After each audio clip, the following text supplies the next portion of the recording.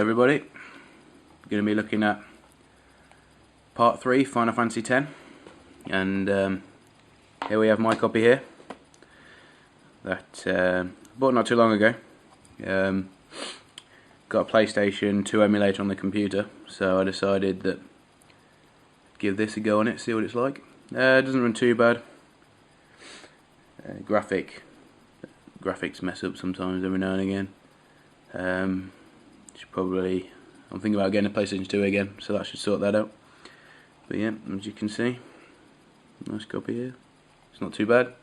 It's pretty good compared to Final Fantasy 7 and Final Fantasy 8 in terms of condition. Nice little price tag there, in case you were wondering how much I paid for it. Anyway, let's open it up, see what's inside. Oh, instruction manual. Thumbs up for me. Don't normally keep them. Yeah, so very nice. Yeah, I don't know if I broke this or not, but it's definitely broken.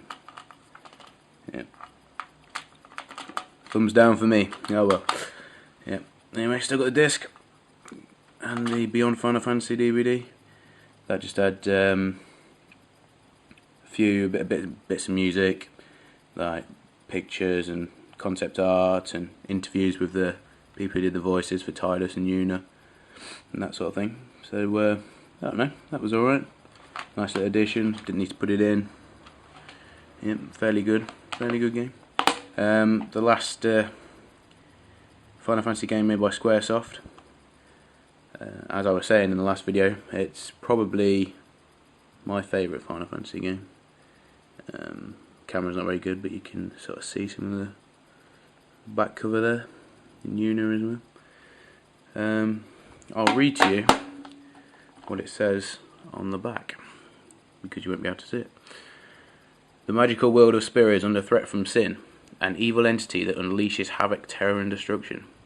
Join Tidus, a heroic blitzball superstar, and Yuna, a courageous girl skilled in the ancient art of summoning, as they embark on an epic quest to defeat Spira's deadliest enemy. Only the final summoning can defeat Sin and bring peace to Spira. I remember when I was younger and looking at this, and compared to all the other Final Fantasy games, it seemed like it, at first glance, had a very, very good story. And I have to say, for me personally, it didn't let me down.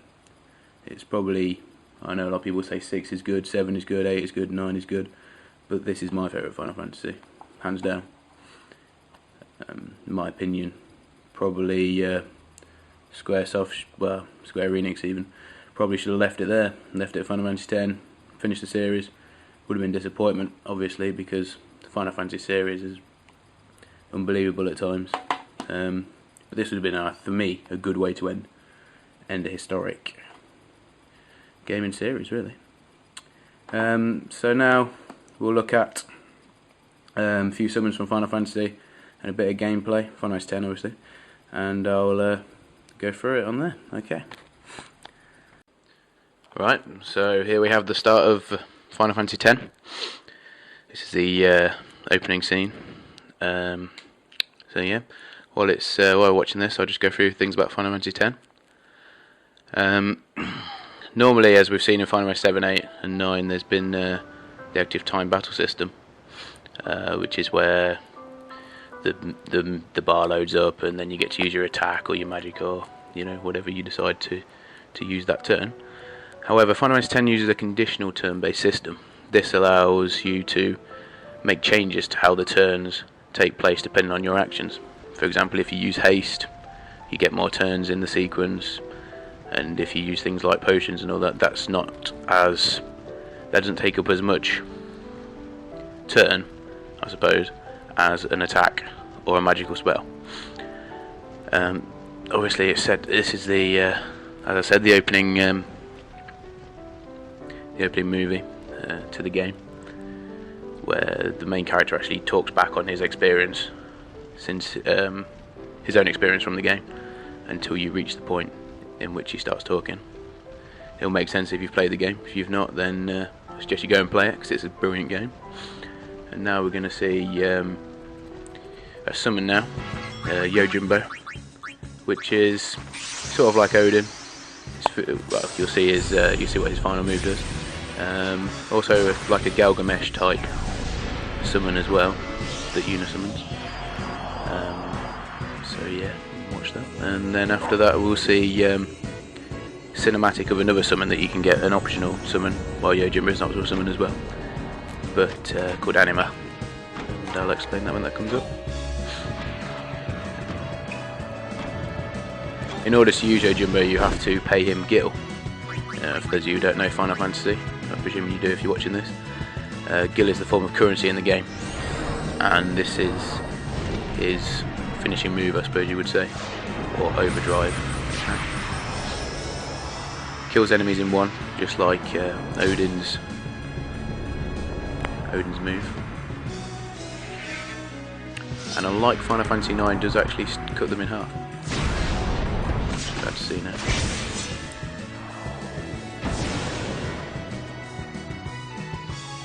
I mean, the way the summons worked in this game, in fact you could control them, do different moves with them, that sort of thing that I really loved about this game. And now you've seen a bit of cinematic here of the of Anima, one of the optional summons. Also one of the best summons in the game as well.